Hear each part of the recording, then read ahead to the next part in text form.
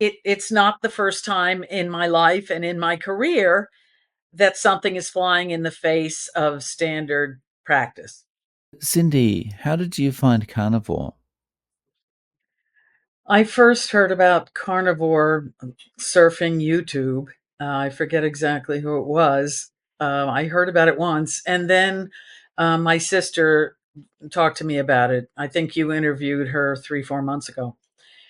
And I've gotten information from both of my sisters that have been very useful in my life. So I take what they say fairly seriously, especially when it comes to diet, health, so on and so forth.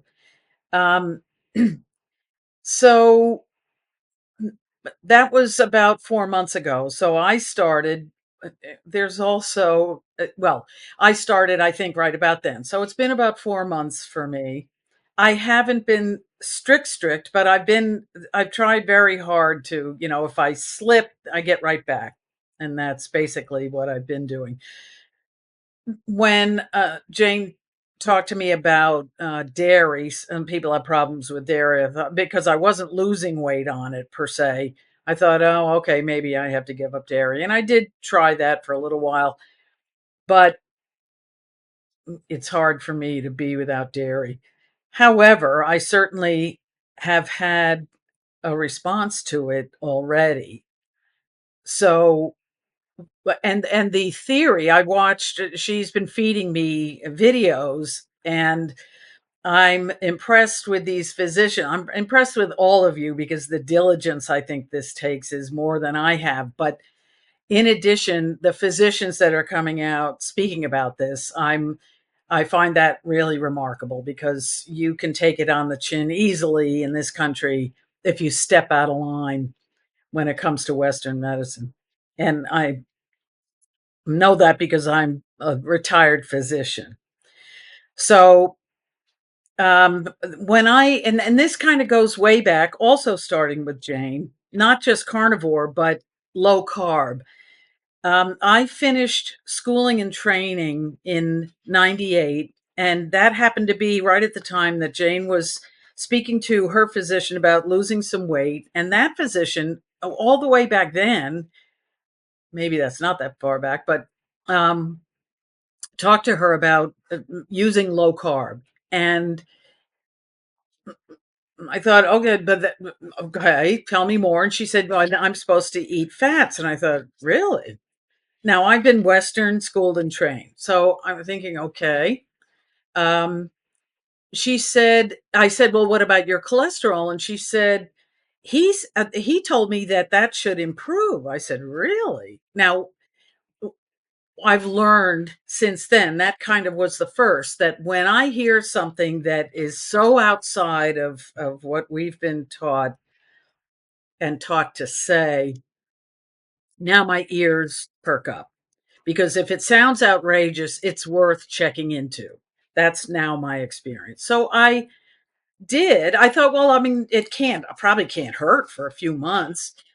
So I watched her. She had success.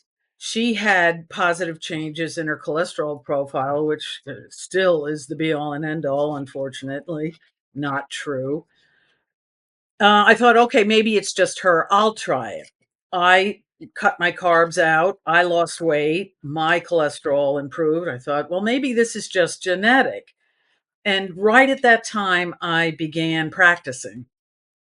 And I had many patients who were overweight, high blood sugar, problems with, all the usual blood pressure, high cholesterol, high LDL. Let's be specific because that's another discussion that I'll kind of touch on.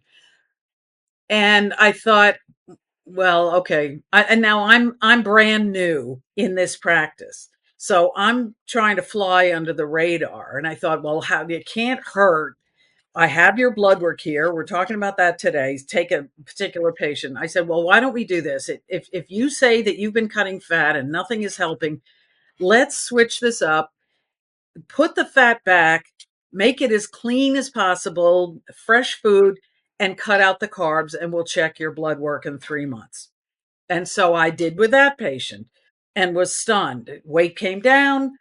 HDL went up. That's to me most important. HDL goes up, triglycerides come down. I've learned to just about not pay attention to the LDL.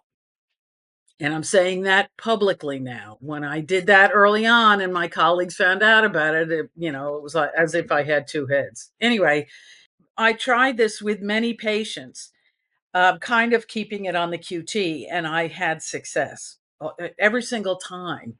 And I thought, what is going on here? And then I really got nervous because I thought, I think we're being lied to about at least cholesterol and diet. What else have I been taught that's not true? And it made me very uneasy. And I ended up in a solo practice, had some issues politically, locally, and with colleagues, and it was scary in the beginning, but I was having success. My patients were having success, and at that point, I thought, okay, anything that sounds outrageous, obviously, I have to listen to, and I went on and on and on, a little more, exposure, so on and so forth. I even asked one of our cardiologists one time this question. The typical cholesterol profile comes often with a risk ratio, and that's supposed to tell us what your average risk is for a heart attack or stroke based on your cholesterol panel. And 4.4 was an average risk, 3.3 was half the average risk, 2.3 a quarter, so on and so forth. And that number was calculated by the total cholesterol divided by the HDL. Higher the HDL, the lower your risk. Lower your risk. I thought, well, this is odd. So I asked this cardiologist, why, if the calculation uses HDL, why are we chasing the LDL all the time? And he said, because we don't have medicines for the HDL. And I thought, and here were patients cutting carbs, eating fat, and getting better. And so I was on my own, basically. But as the years went by, and this was after um, Doctor, I always forget his name, back in the 60s, who touted a low carb diet, and they Uh, smeared him, Atkins, Atkins. Robert Atkins. He had come and done his thing and been smeared and so on. But still, we were not talking about low carb. So Jane turned me on to that. I went through my career telling my patients, watch out for those carbs. And little by little, I would hear more and more and more and more. And finally, with the internet, I think the internet really took off right at the beginning of my career. Patients were hearing about statins, comparing notes about side effects. Everybody was getting empiric information, not filtered through the medical community. So uh, the pharmaceutical companies took a big hit on those statins. Everybody refused to take them. So it was coming out slowly. And my career only lasted about 20 years. I started med school at 37 years old, so I was already late starting. Um, and then over here, medicine became privatized, and the layers of corporate just made it impossible. And my wife and I wanted to travel, and I thought, I got to get out of this. So I did retire. But that was my introduction. So along comes Jane now. She had a lot of trouble during COVID, especially with depression, hospitalized, so on and so forth. She finally started to get better, and she found out about Carnivore, and she hit the ground running. So I tried it 4 months ago, and I can tell you the things that have improved. The biggest one for now in my family, all of the women have had, well, I've two sisters and three brothers. All the women in the family have had weight issues. Um, I found it, again, throughout my career, very efficient ways to lose weight. So I figured out how to get rid of the weight, but my problem was the food addiction.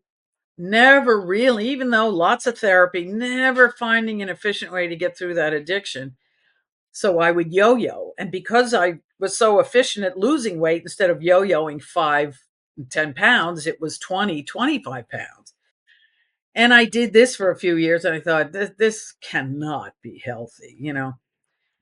So I finally got to the point where I was gritting my teeth to lose the weight, try to keep it off, do another cycle, try to keep it off. And then I tried carnivore.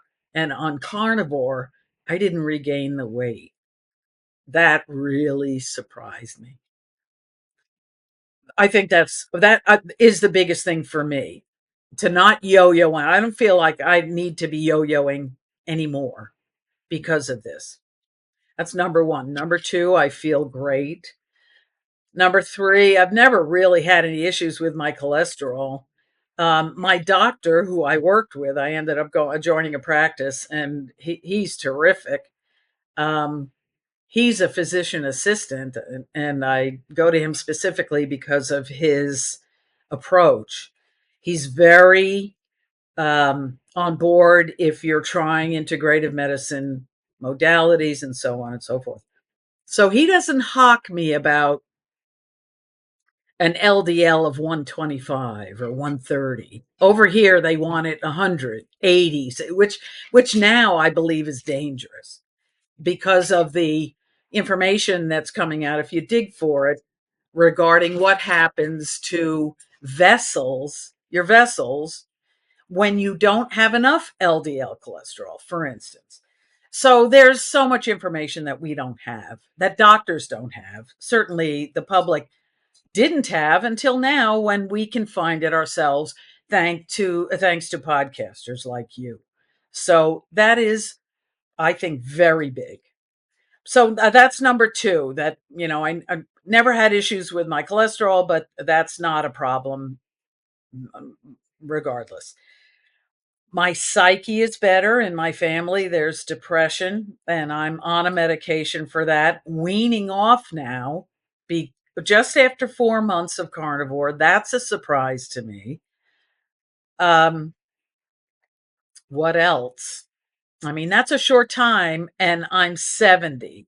So I'm not wanting to have very high expectations of what should happen quickly, but those things alone are very big for me.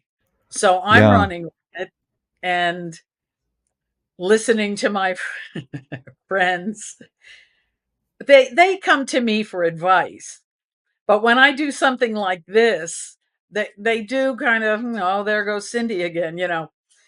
Um, I have one friend, I was talking to her before breakfast one day, and she was teasing me about it, but she was curious. I'll tell you that story too. So I said, I have to go make breakfast. What kind of meat are you eating for breakfast? She says, with this big exclamation. So they teased me about it, but now my weight is staying off, and they're thinking, so that's probably the best advertisement I could ever do. But it was interesting too, because this friend I met only about a year and a half ago, we have a mutual friend who was very ill and dying, and she was stepping in to try to help, but having a very difficult time. And it was found out, I wasn't aware, that person wasn't calling me, my friend. It turns out I was her healthcare proxy. So they got in touch with me. I found out she was that ill. And so I started giving them some guidance with the medicine piece over the phone. So we got very friendly.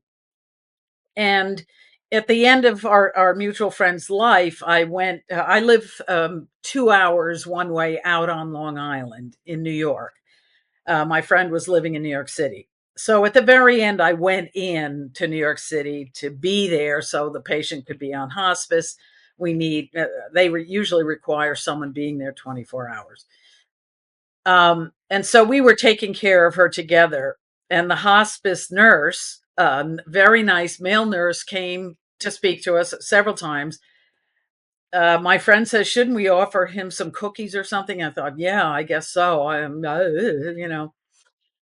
So we did. He said, no, thank you. And she later asked him again, no, no, thank you. He says, kind of under his breath, I'm trying a special diet, or I'm on a special diet. Well, special diet. I want to. I said, "What was that? What's that?" And he says, "Carnivore." And here's my friend hearing about it from me, going, "Oh my God, is everybody, you know?" So we started speaking about it. It was interesting to meet a colleague in medicine on carnivore. That's kind of, I would think, a little unusual. Maybe not. He said something, and I will ask you.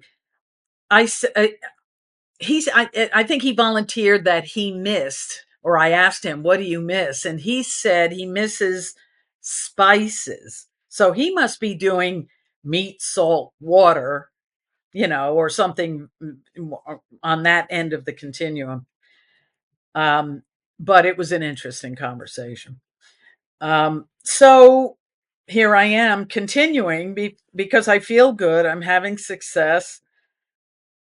And, you know, um, it's not the first time in my life and in my career that something is flying in the face of standard practice.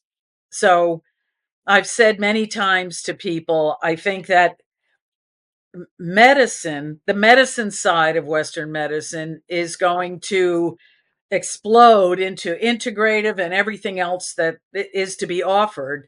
The technical side, the surgical side, will be able to take advantage of technology and so on and so forth and do magical things for people who are already ill. But wouldn't it be nice to kind of nip these major diseases in the bud?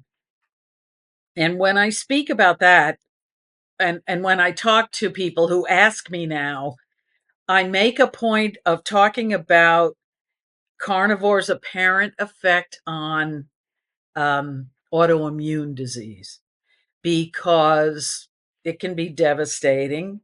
It's getting very common. And in the short time, relatively speaking, that I was practicing, um, I saw younger and younger patients developing autoimmune disease. And when I was in school, when I was in training, it was all 60, 70, 80-year olds. And during that 20 years that I practiced, 50-year olds, 40, it just got younger and younger. And I thought, something bad is going on here. I should also add, as I got information back in my early career about low carb, it was obviously coupled with this information about inflammation. Okay, so inflammation ends up likely being at the bottom of almost everything, almost all illnesses. Some people will say all illnesses. And there's certainly argument for that if you really look into the mechanisms. That opens people's eyes because a lot of people are developing autoimmune disease. And Western medicine has nothing but very nasty medicines to offer. Well, that's a shame. That's a problem, but then now there's the internet and information. I think that's a great thing. I'm very, very grateful for that personally and professionally. Mm, yeah. So Well, congratulations on your journey. And thank you. it's great to hear, throughout your career, you've been able to rise above the kind of. I'm not sure how that happened because grew up very timid.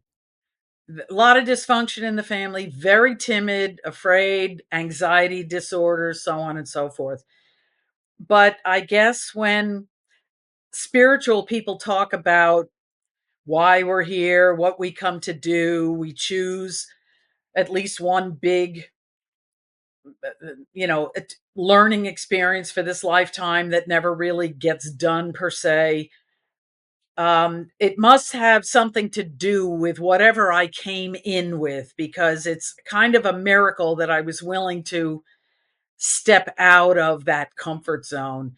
I don't do that in a lot of other ways, but it just didn't make sense to me. And I guess when I found out that you can have success in these other ways, then I just got angry. And when I get angry, all bets are off, you know?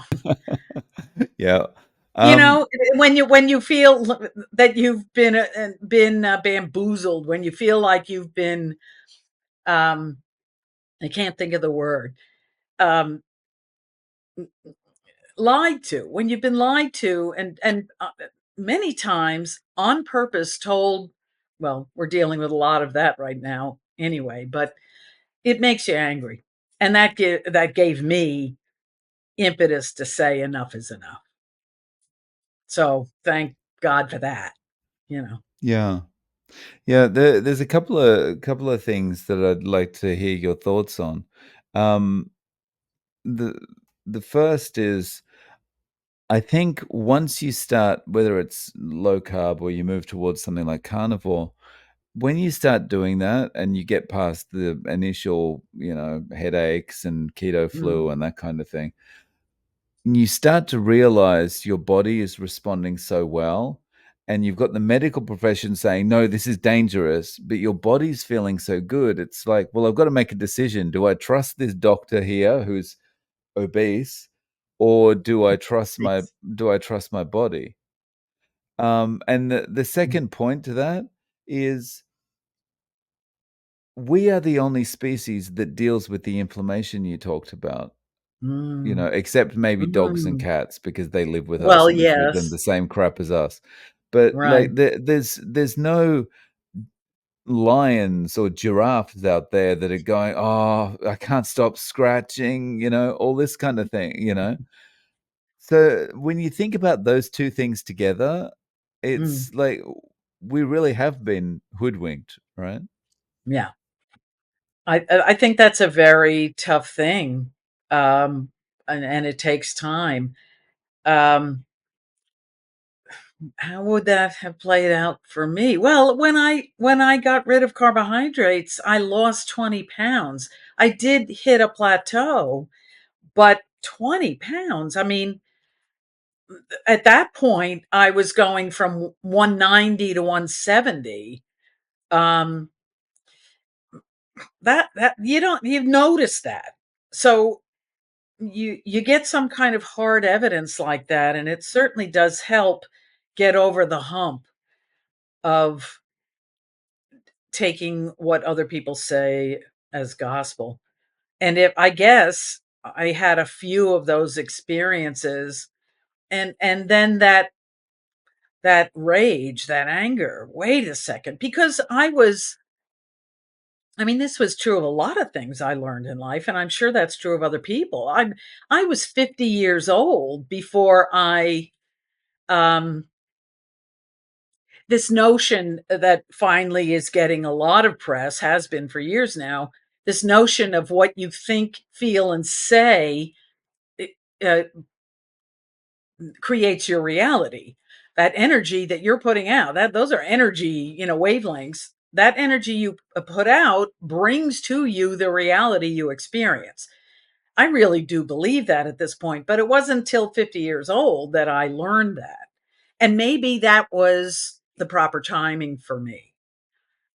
And that's fine. I'm glad I did, because that made a huge difference in my life. And so maybe one thing built on another. Maybe physically I was in better shape to neurophysiologically be able to receive more good information, and make bigger leaps as I went along. But it's a learning experience, right? We're starting at ground zero, basically. And then there's your life. And I guess it's up to us to say, oh, maybe I am in this kind of alone. Maybe I don't know, little by little, I got proof that I wasn't always wrong with the thoughts that I had. And now it builds. And that's a great thing. So, you mentioned your friend making the comments about what meat are you having for breakfast. So, how are you eating day to day now? Okay. Um, I really always love breakfast. So I eat eggs and any kind of breakfast meat. I try to make it as clean as possible. And I'm discovering over and over how often they put sugar in bacon. oddly, so finally I went to the grocery store one day and we had probably 6 different companies that were supplying our store with bacon. And I checked each label. Every single one of them had sugar in it, except for the brand that was called Sugardale, ironically. But, you know, talk about have to look at labels. I have some liverwurst at home so I can give my dog medication if I have to. She's very picky. I thought, oh, liverwurst would be a good thing to have in the house. If I'm hungry, I just cut a little piece, look at the label, sugar, you know. So now I'm thinking, can I make my own liverwurst? I start to think about just doing my own thing. So I get the cleanest food I can and then mix and match. So breakfast is eggs and sausage or eggs and bacon or whatever. Um, I don't usually eat lunch anymore. And that's the other thing I should have mentioned, the other benefit that I noticed already, that I'm not thinking about the refrigerator all the time. And I'm talking about a food addict. I'm not thinking about the refrigerator. So I eat a breakfast like that, 3 eggs, and half a pound of bacon. And then I go off and do things. And by 4 o'clock, I'm starting to notice that, oh, what's for dinner tonight? And then I'll have, we get organic ground meat or grass fed ground meat. Those things are starting to be more readily available. I mixed it with sausage because that's what I had around, an egg. I do use spices. Um, I put a little sour cream in there because they're making all of the meat. They have been for decades, I think, so lean. You've got to put the fat in to make it taste right, to make the consistency right, and so on. So I made a meatloaf tonight. Seltzer. I drink seltzer now. I do have an occasional cocktail. I think I'm noticing though that I'm getting more sensitive to alcohol. I used to be able to have 2, 3 cocktails before it was like, maybe I should stop. Now it's pretty much one. And, oh, do I want to sleep badly tonight? Do I want to feel like, tomorrow? So I think I'm getting more sensitive to alcohol, and that's causing me to cut way back. Not a bad thing. So as I say, I haven't been perfect, but it certainly has been enough to have an effect. And that's an amazing thing. When it's that dramatic in 4 months, that's pretty compelling to me. And when everyone experiences very similar kinds of reactions in such a short space of time, that's when you think, well, there's Mhm. something to this. It's not Right. just, Right. it's not just my body or his body or her body. It's like, there's something Right, going on here. right. I mean, and it's still anecdotal. However, it gets very compelling. And the other thing that I think is important to know is that you're not, I don't believe, I didn't believe 20 years ago when I had no experience in practice. I don't believe we're hurting ourselves to do this experiment. So there's really, if someone is curious and really wants to try but has trepidation, I would say to them, barge ahead, get the best information you can online, and you can tell who really is on the up and up right away. Um, Try it. See how it works for you. You're not going to hurt yourself. And that's what I used to tell patients with the low carb information. So go ahead. I think the thing that, adds to the credibility of this way of eating is that there are not people out there that are just selling courses or programs Right. to promote this way of eating, because there's nothing to sell. It's like, just go to the supermarket, go to the butcher, get what you need, and that's what you have to pay for. You don't have to pay me some kind of fee to learn how to do this. Well, you probably have the experience of watching, getting the clickbait on YouTube.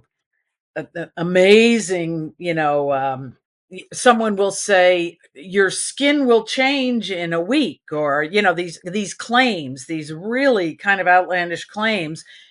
I'm vulnerable to those, and I was willing to, things like skin, things like weight, things like, so on and so forth. I mean, it really kind of runs the gamut now. um I was willing to do a couple of those experiments, and you're right, they all involved buying supplements. Okay, I'll be the guinea pig over and over, two or three of those, and it's like, I don't think so. So, and it's funny, those videos are all set up exactly. It's like someone is telling you, I know how to get money for you. Just come in, I'll help you set up the video. They're all identical. You have to sit and listen for an hour before you get to the point where, oh, right, it's another supplement. And I'm not anti-supplements. I mean, the whole time I was going through medicine, I ended up going to a naturopath, who actually, she was homeopath first and also became a naturopath. That's where I was getting my health when I really needed to get at something specific. Here I mean, that felt a little funny too. Here I am making my income with Western and then going to a homeopath. However, um, I certainly made that available to any patient who was curious. And it was interesting because over time, my practice started morphing. I was getting fewer and fewer of the patients that, don't confuse me with the facts, just give me a pill on one end. It was kind of 30, 33, 33, 33. Give me a pill and let me get out of here. On the other end of the continuum was, I'm never going to take a pill, so what else do you have? And people in the middle. So at least I felt like I was able to be a conduit to the integrative community as I learned who people were, and I got feedback from my patients about how effective they were and so on. That was not without its value. So I'm happy at least I could provide that. But my naturopath does muscle test me, and did I'm going to mention this too because a lot of people still don't know about this. Um, I started having an anxiety disorder at puberty, 12 years old. I didn't know that's what it was. Then I would go, once it happened, once a week of panic attacks. I was sunk. I spent my time waiting. Is this going to happen again? That's a bad that's a bad experience.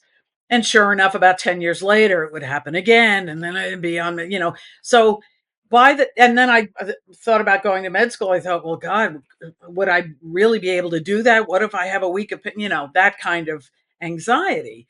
Um, by the time I got a, a third of the way into practicing medicine, I went over the edge and I had panic for the most of 9 months before I actually did connect with a naturopath who diagnosed adrenal exhaustion at the very least. Adrenal failure is almost not consistent with life, but my experience growing up, my experience, the reality I drew to me because of that, these panic attack experiences. By the time I was, however old, 45 or something like that, 50, 55, my adrenals were pretty weak.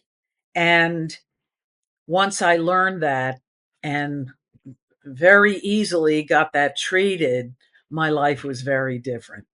And yet another thing that Western medicine doesn't know about. I asked one of my endocrinology colleagues one time, would test the waters. What about blah, blah? Have you heard anything, blah, blah, blah, about, adrenal weakness? Oh, when they would pounce on it like, yeah, that's garbage, blah, blah, blah. Really sad because a lot of people are suffering. So specifically people who have anxiety, I think carnivore is ideal for that for a couple of reasons. One, the proteins and fats are going to support your adrenals. Two, you're getting rid of the carbs that cause inflammation and problems with the psyche. And I believe actually that my psyche is my canary in the mine. When my psyche starts getting, then I have to look at what I've been doing for the last week or two and say, oh, right. Now let's get back on track, and have been very successful with that. That's all information that I got from integrative practitioners. And now carnivore, the information I'm getting is online from y'all. So in the 4 months that you've been doing this, do you Hmm. feel that it's restrictive? Um, I've had that feeling. But I think what I'm noticing now is that when it's almost the same feeling that as what I used to get just out of the food addiction. And maybe anyone with any addiction might be able to say the same thing. What are the common feelings? What happens to us?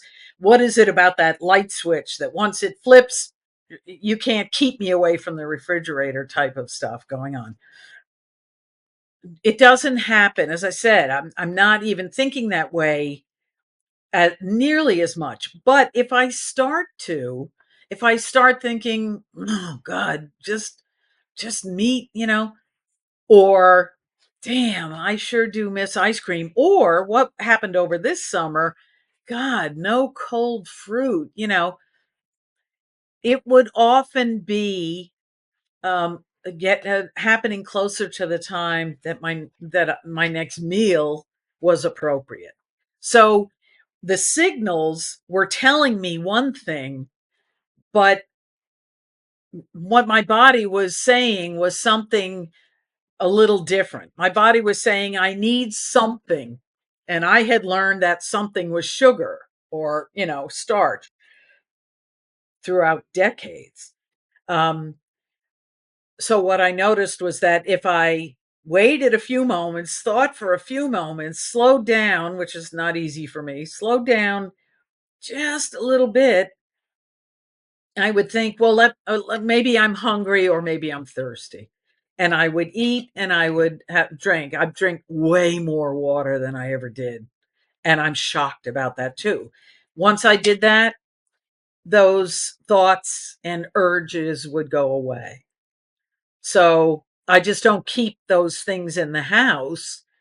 Um, and if I have company and we get ice cream for dessert, they eat it, I don't, and I get rid of it as soon as I can, you know.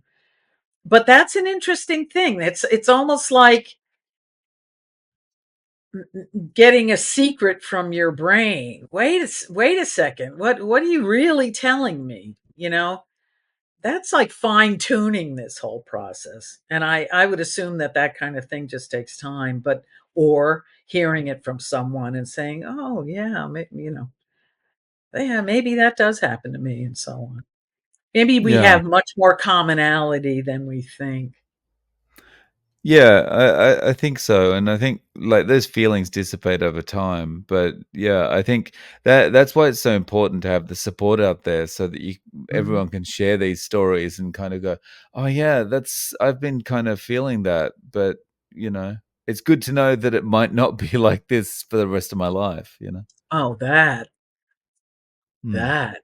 Well, I have to tell you that um, the other thing that operates in my life is that as soon as I was emancipated, and that was a baptism by fire. Our parents died when I was a teenager or early 20s, and because there was so much dysfunction, most of my siblings feel like that was Independence Day. You know what I mean? So from that moment on, um, my goal in life was to fix myself. I moved to California at 21 years old for therapy because I was going to fix myself, and that was for whatever reason, a huge motivation, and it then started to take many different paths. That was interesting. Starts with my psyche, and then, then the weight, and it one by one, each kind of tough task, I would address. So a lot has changed since I was 20, but that's 50 years. I would hope so. But having said that, the changes are coming faster and faster now, which is even better. Now I get who knows what can happen. I don't know how many more years I have, but I feel I never was an ill person other than struggling with my psyche. Um, but I feel healthier now than I did in my 20s and 30s. I would never want to go back there, you know. So, and it's almost like anything I get now is gravy, but I'll take it. Very nice. Yeah. So, Cindy, is there a way that people can reach out to you? Do you have any social media Sure. or any way of getting in contact? Well, I don't have any website or anything like that, but I'm happy to give one of my email addresses. No worries. So, I'll put your email in the show notes. Cindy, thank Okay. you so much for coming on and sharing your story. I really appreciate your time. Thank you very much.